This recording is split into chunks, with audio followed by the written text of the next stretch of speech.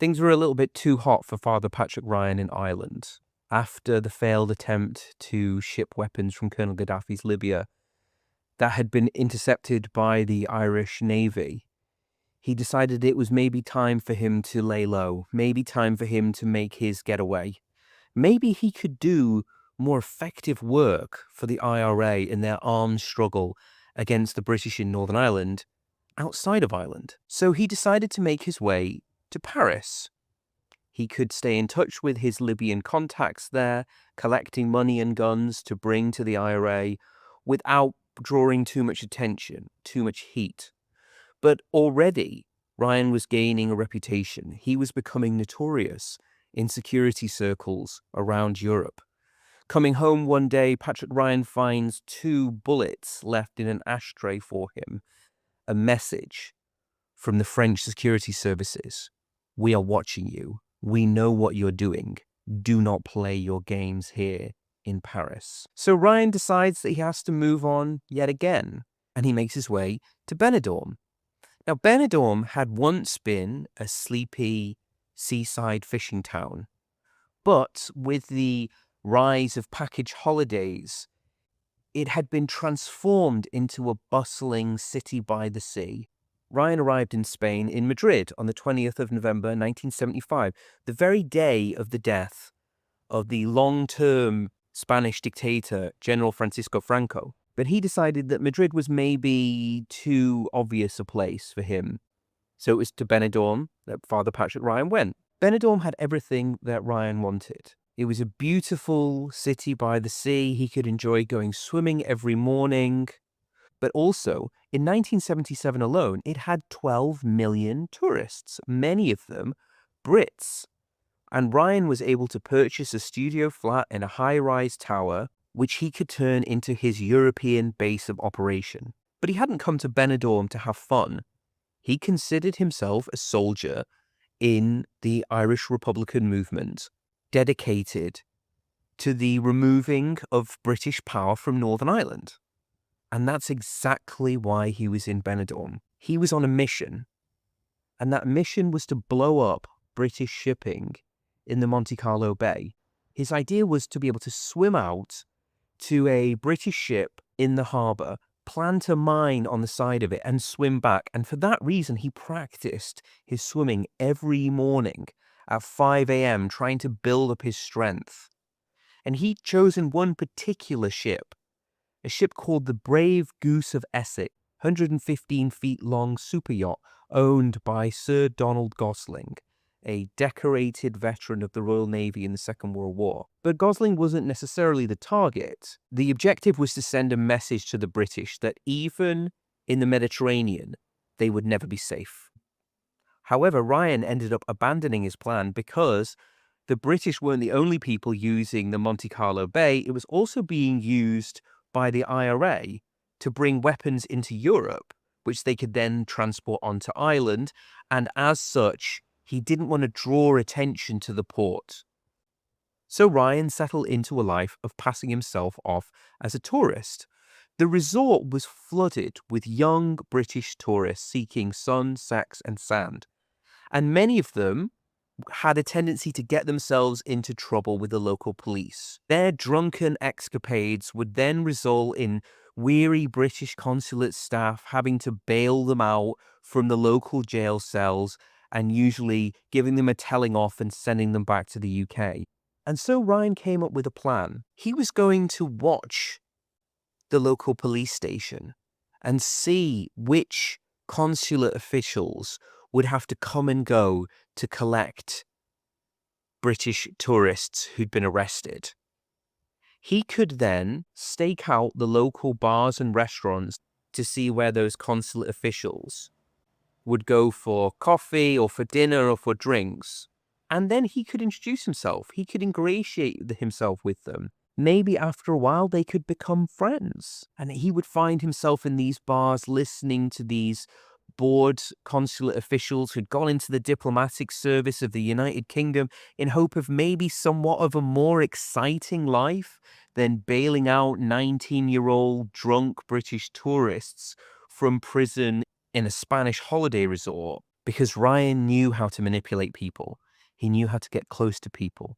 He would use his training as a Catholic priest to let people open up to him in the hope of gaining their trust, in the hope of maybe being able to manipulate them in the service of the cause that he truly cared about, the armed unification of Ireland. Welcome to Ancient to Recent.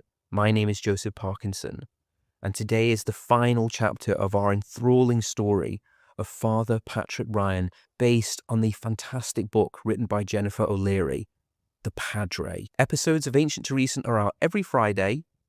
They're available to listen on YouTube, Spotify, and Apple Podcast. And they're brought to you by theworldofwhiskey.co.uk, the premier place for whiskey cask investment. During his days as a priest in London, Ryan had befriended a young woman by the name of Christine. Christine was a regular visitor to his church, even though she wasn't actually Catholic. She was slim, with dark hair, and she became infatuated with him. She maybe even fell in love with him.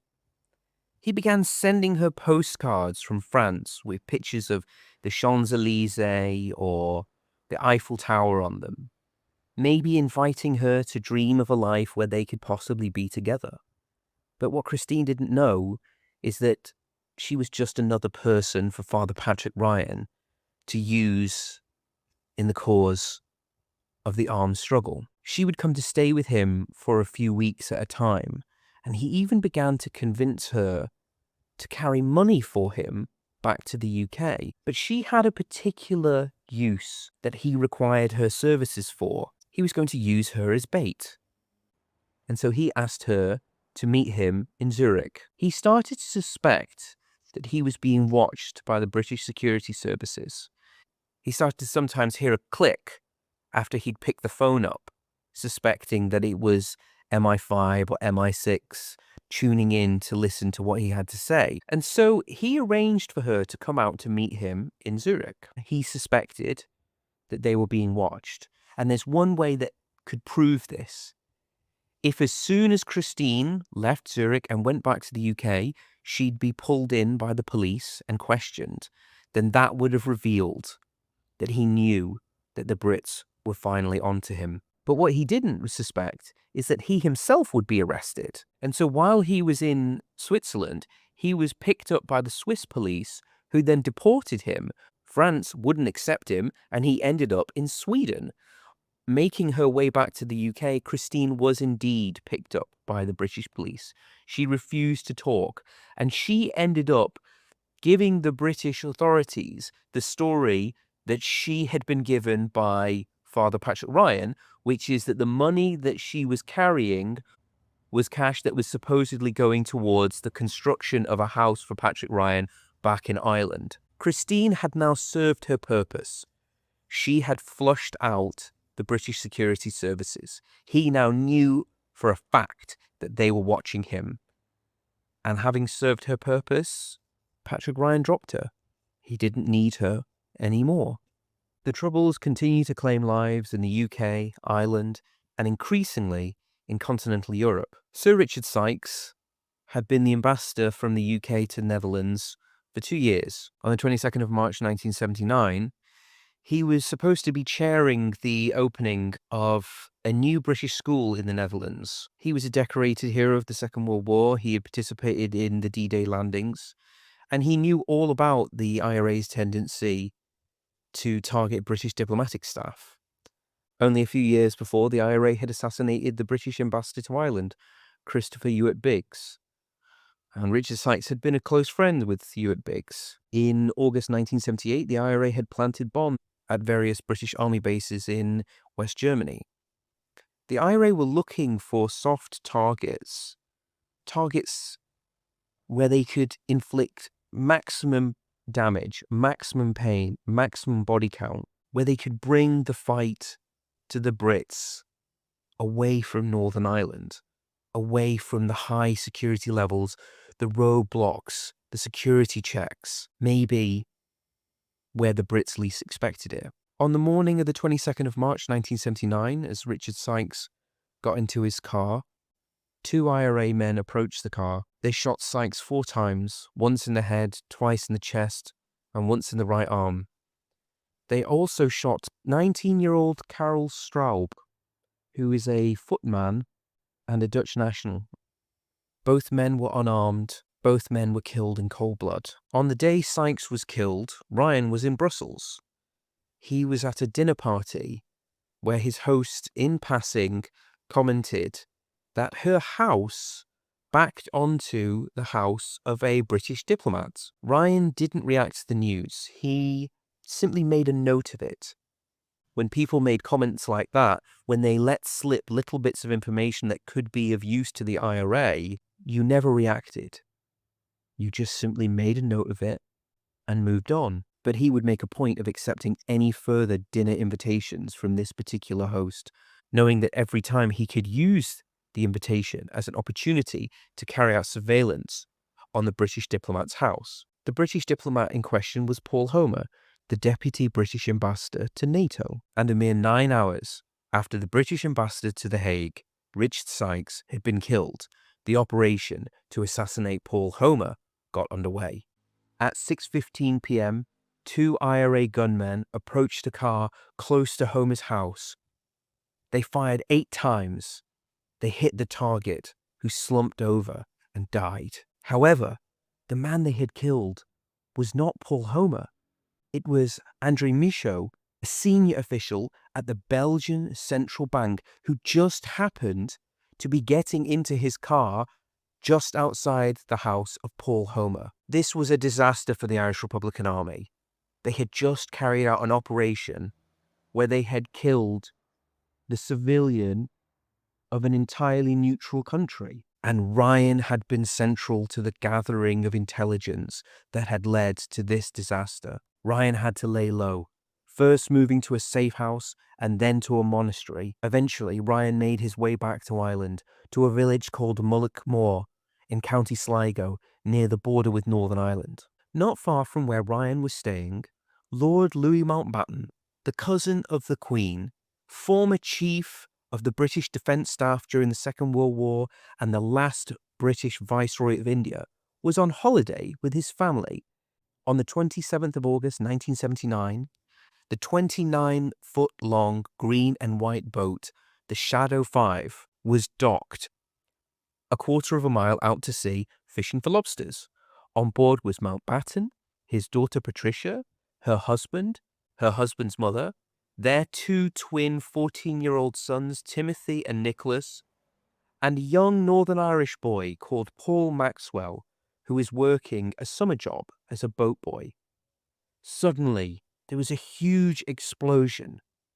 The IRA had detonated a bomb on the boat.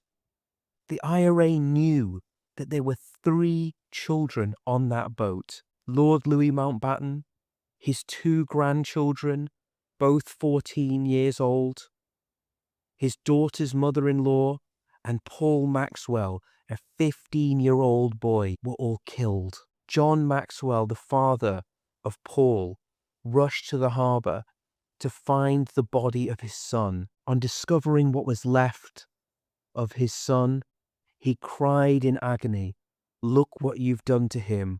I'm an Irishman. He's an Irishman. Is this the sort of Ireland you want?" The attack was carried out by Thomas McMahon. McMahon would be arrested in 1979 and given a life sentence, but he would be released under the Good Friday Agreement. Today, Thomas McMahon lives in a small town in Ireland, in County Monaghan. John Maxwell, the father of Paul, has reached out on 2 separate occasions to talk to McMahon, to ask him, why did you kill his son? But McMahon has on both occasions refused to meet the father of the 15-year-old child that he killed, just one of the 3 children that Thomas McMahon killed that day. Ryan was not involved in the bombing that killed the Mountbatten family and Paul Maxwell, but he was only 20 miles away at the time of the explosion. That same day, a British Army convoy would be ambushed in Warren Point in Northern Ireland. 2 bombs would explode, killing 18 British soldiers. Ryan decided that yet again Ireland was too hot for him to stay in and that he would have to make his way to the continent. In 1981, one of the most grisly events in the entire brutal history of the Troubles would occur when 19 Republican prisoners starved themselves to death. Up until 1975, Republican prisoners had been designated as political prisoners and thus been given special status within British prisons. They had particular perks and privileges, such as being allowed to wear their own clothes. But these rules had been changed, and all prisoners had been treated the same. Crime is crime is crime. It is not political, it is crime, said British Prime Minister Margaret Thatcher. But on the 1st of March 1981, Bobby Sands, a member of the IRA, refused to take food. 5 days later, a shock by-election would be called for the Westminster seat of Fermanagh, South Tyrone. It was decided by the Republican leadership to nominate Bobby Sands to stand for election. And 40 days into his hunger strike, he was elected as a member of the Westminster Parliament. His election changed the face of the Troubles. The IRA would pursue a new strategy: electoral success and political violence, the Armalite and the ballot box. Sands would die on the 5th of May, 1981, and violence would tear through Northern Ireland as outraged Roman Catholics blamed Margaret Thatcher for refusing to give in to the demands of the IRA. In the House of Commons, Mrs. Thatcher was defiant. Mr. Sands was a convicted criminal. He chose to take his own life. It was a choice his organisation did not allow to its victims. Over the next 3 months, 6 members of the IRA and 3 members of the INLA, a separate Republican organisation, would die in hunger strike. Bobby Sands, 27, Francis Hughes, 25, Raymond McCreashy, 24, Joe McDonnell, 30, Martin Herson, 29, Kieran Doherty, 25, Thomas McColween, 23, Patsy O'Hara, 23, and Kevin Lynch, 25. This dramatic and tragic event captured international attention. It was front page news the world over. It focused the entire world on the bitterness, the hatred, the violence that was playing out in Northern Ireland. But there was one man paying particularly close attention: Colonel Muammar Gaddafi, the leader of the Libyan regime. Before we dive back into the story of Father Patrick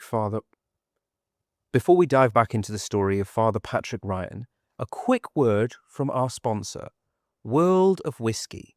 Some things only get better with age. A fine single malt is one of them. That's why whiskey cask investing has such serious allure.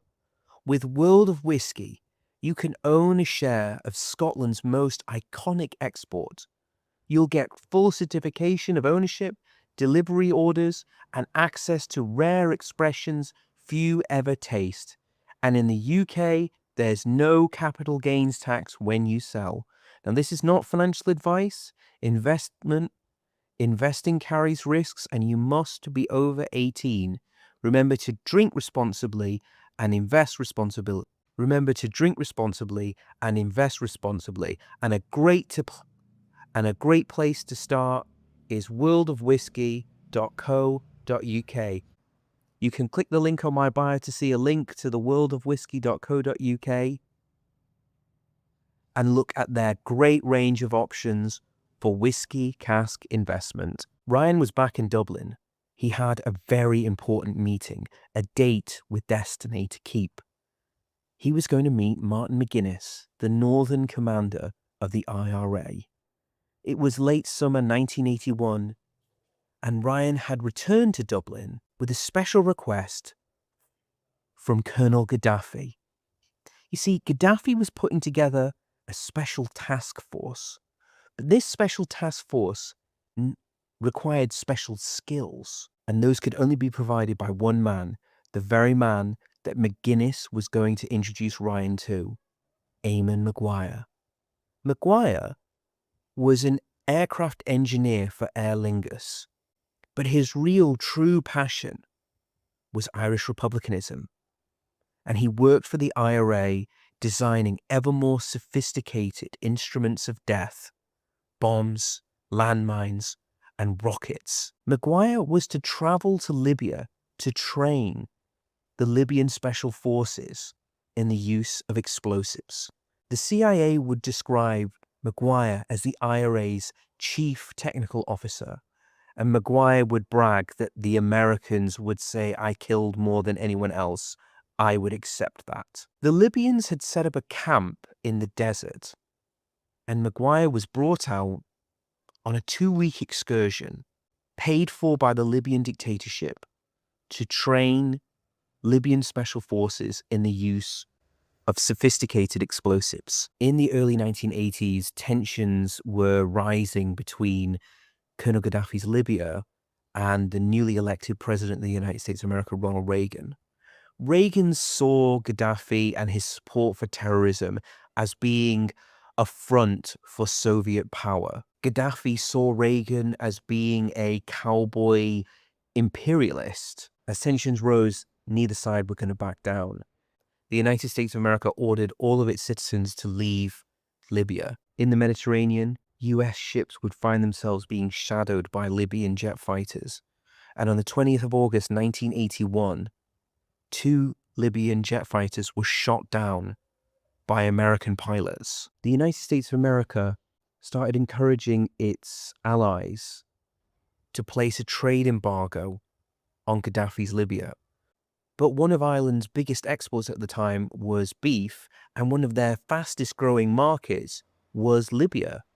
As US businessmen were pulling out of Libya, the sale of Irish beef became the perfect cover story to justify why an Irishman would be hanging around in Tripoli. After the 2-week training camp, Patrick Ryan stayed behind in Tripoli. You see, the IRA was starting to have a bit of a problem. The more attacks they carried out, the more memo timers and electronic switches they got through, the more they needed to procure these things.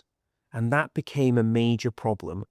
By 1981, the IRA had completely run out of electronic circuits with which to use to detonate IRA bombs.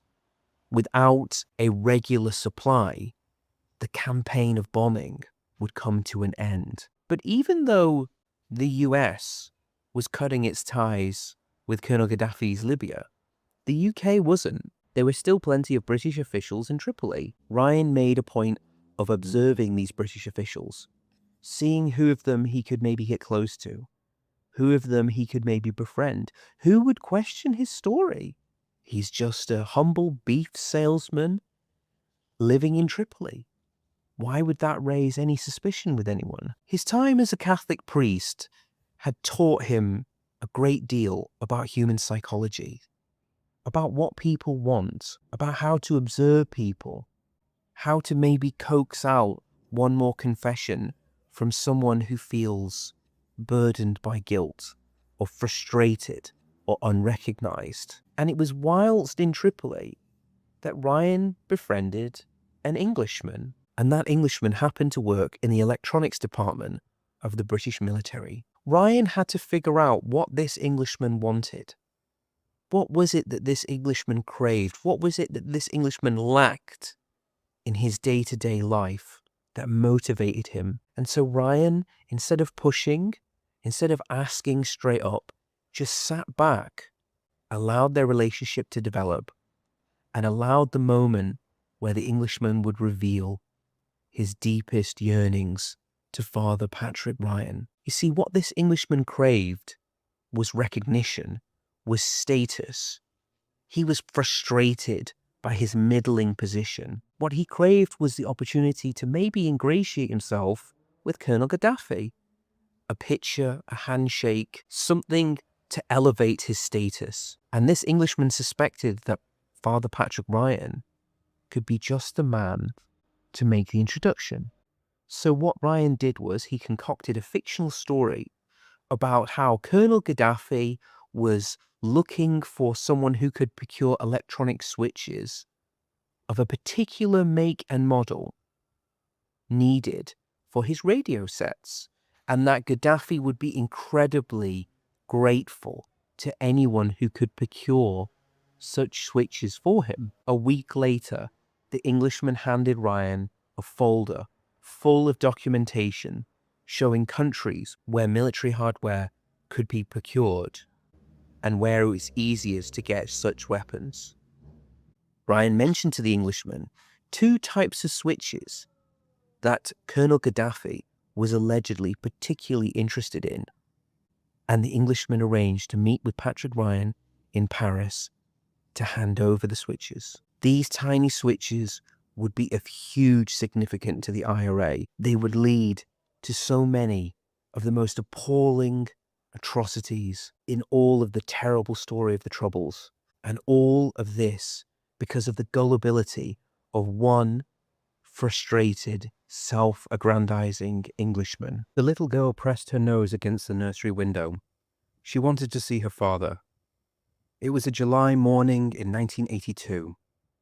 4-year-old Sarah Jane Young was looking for Lance Corporal Jeffrey Young. It was a very important day for Jeffrey Young. He was participating in a ritual that delights tourists and locals alike, the changing of the guard at Buckingham Palace. At 10:28 a.m. on the 20th of July 1982, a new guard would leave Hyde Park Barracks, ride their majestic horses to Buckingham Palace to play out this 300-year-old ritual. As the procession made its way down South Carriage Drive, it would pass a series of parked cars. Among them would be a blue Morris Marion, registration plate LMD657P, and placed inside that car a remote-controlled bomb, 25 pounds of Franjax, a commercial explosive, plus a large number of 4- and 6-inch nails, and packed into the car, placed specifically on the side of the car, facing towards the street. The purpose was to increase the likelihood of causing as much death and injury and misery possible. The bomb was set to detonate by remote control. The IRA were watching. Just before the troops rode their horses past the bomb, a woman was pushing a pram just in front of the bomb itself. This did not deter the IRA for 1 second. Roy Bright, 36, Dennis Daly, 23, Simon Tipper, 19, and the father of Sarah Jane Young, Lance Corporal Jeffrey Young, 19, would all be killed in the Hyde Park bomb. The woman pushing the pram would be badly injured, but her baby would miraculously survive unhurt. But the IRA was not done that day. In Regent's Park, a bomb was placed under a bandstand, timed to go off exactly as a British military band was performing a concert for tourists and locals alike. The device exploded as 30 bandsmen performed. 7 soldiers were killed. Graham Barker, 36, John Heritage, 29, Robert Livingston, 31, George Meshaw, 19, John McKnight, 30, Keith John Powell, 24, and Lawrence Smith, 19. A massive investigation would be launched, and lodged in the grass of Hyde Park was found a fragment of a circuit board that matched the exact same make and model that Patrick Ryan had bought from the Englishman. Back in Dublin yet again to meet with Martin McGuinness, Ryan had a very angry meeting over a recent debacle that had taken place in Paris. When the Hyde Park bomb had detonated, Ryan had been in Paris. Ryan was to assist a man whose nom de guerre was duty man. The objective was to ingratiate him with Ryan's Libyan contacts in the hope of duty man getting a visa to visit Tripoli. Ryan met duty man in Paris. They were cordial. They talked about everything other than politics. Ryan had learned that to understand someone's intentions and motivations, you must not press them. You must simply give them time to talk. Eventually, they will reveal themselves to you. Ryan went to dinner with duty man and his Libyan contacts in Paris. And while at dinner, something shocking happened. Duty man began to speak, to reveal his intentions, to talk about the one subject that neither the Libyans and certainly not Ryan himself wanted to hear about. This man was an official representative of Sinn Féin and the IRA, and he was talking about the one thing that Ryan had committed his life in the Republican movement to opposing. Duty man was talking the unthinkable. He was talking about peace. This outlined a change in direction for the leadership of Sinn Féin and the IRA. The Libyans and Ryan sat at the table as this representative of the IRA spoke at great length of the need for peace. It was a source of tremendous awkwardness. The Libyans ended the dinner abruptly, took Ryan to his side and said, "Do not bring that man ever to meet us ever again." A rift was beginning to form in the senior leadership of the Republican movement between those who wanted peace and those who wished to continue the armed struggle. And Ryan knew exactly which side he was on in that rift.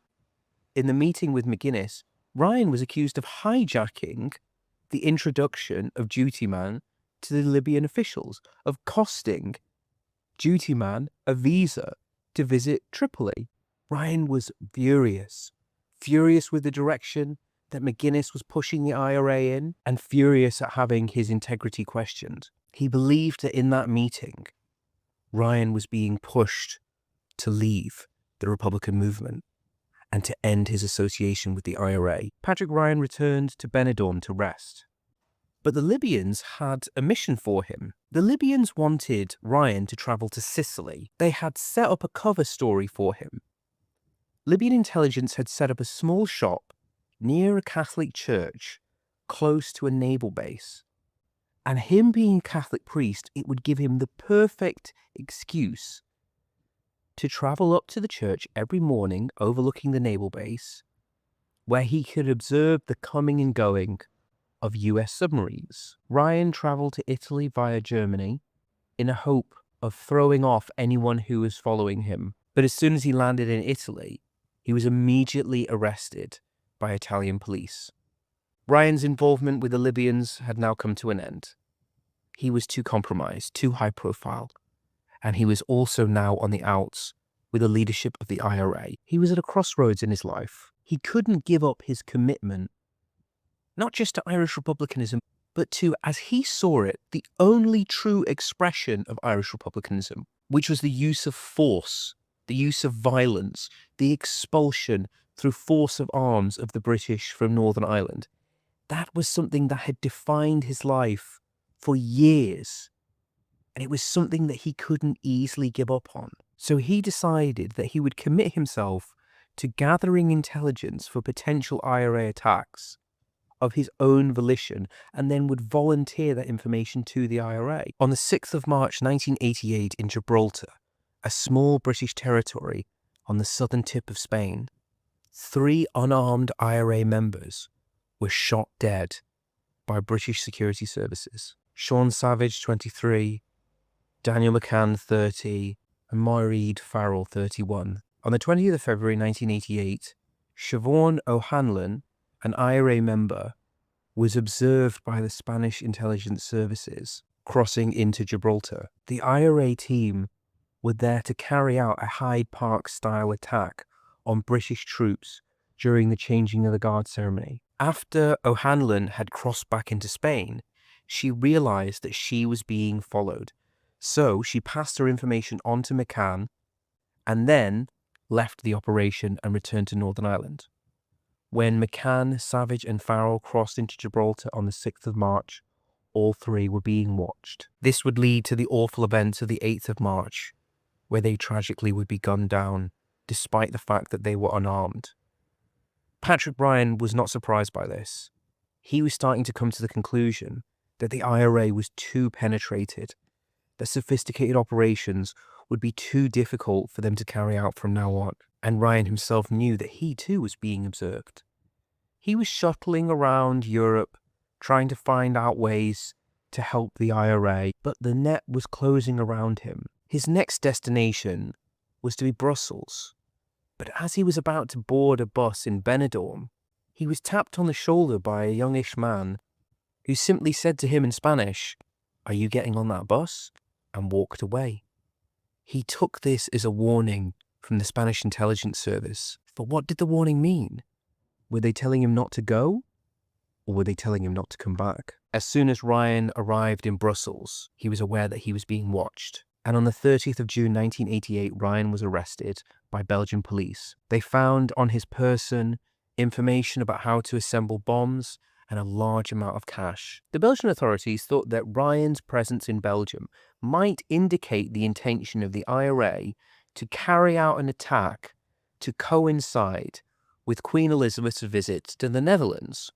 Queen Elizabeth was marking the anniversary of the Glorious Revolution, the ascent to the throne of William of Orange, the Prince of the Netherlands, that led to the Battle of the Boyne in 1690, which is to this day one of the most important days in the Ulster Protestant calendar, and led to the creation of the Protestant ascendancy in Ireland, the establishment of Protestant rule over Ireland. But the Belgian authorities had acted without consulting with their British counterparts.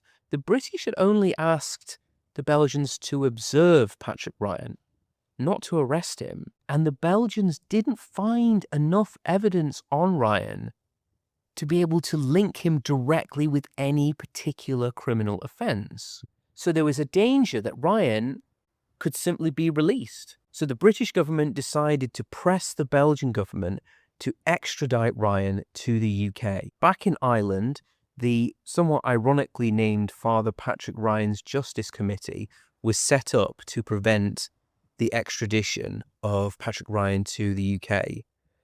And it was made clear to Belgian authorities that if Ryan was handed over to the British, that this may incur the wrath of Catholics the world over.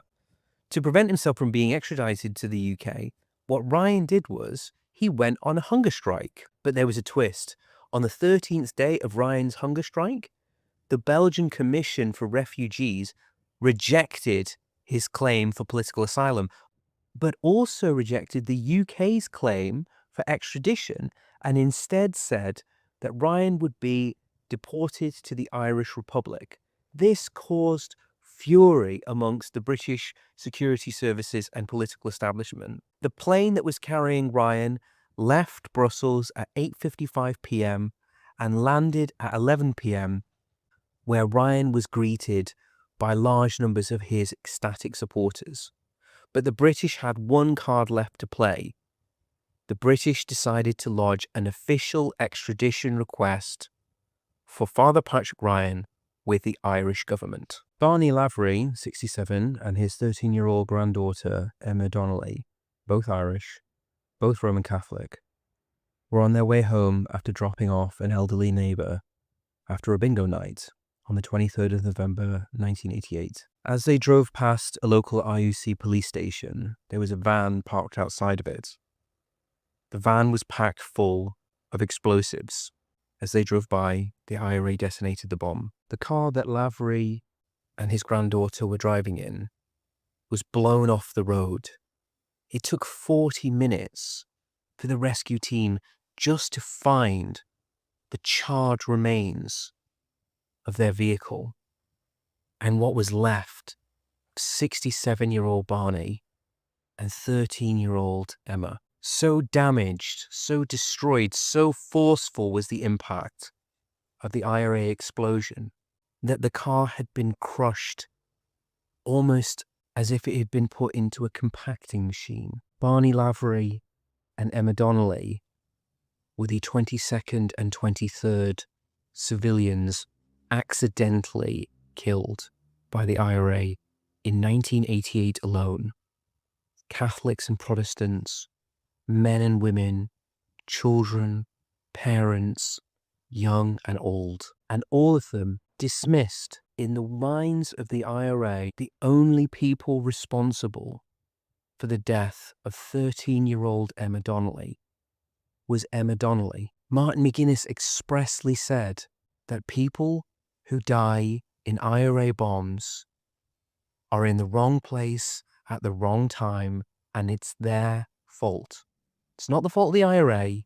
It's not the fault of the people who packed a van full of explosives on the side of a street. No. It's Barney Lavery and Emma Donnelly's fault.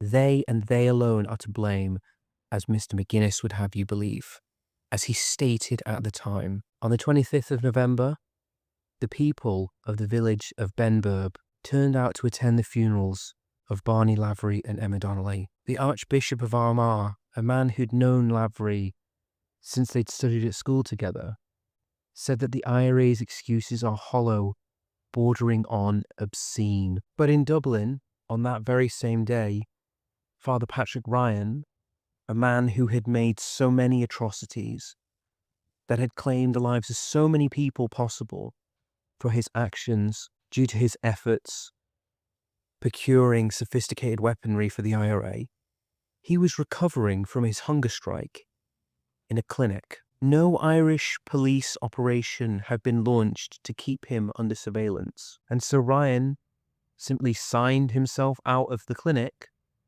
and went to ground. In the British Parliament, Margaret Thatcher was furious.